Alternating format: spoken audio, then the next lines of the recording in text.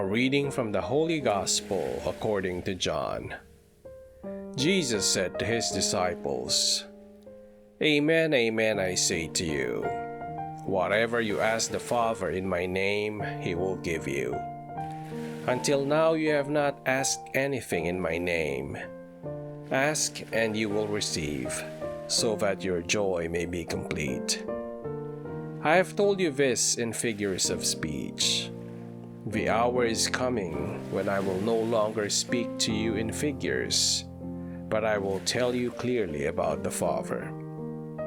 On that day you will ask in my name, and I do not tell you that I will ask the Father for you.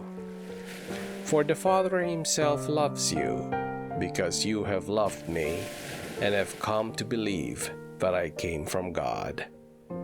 I came from the Father, and have come into the world.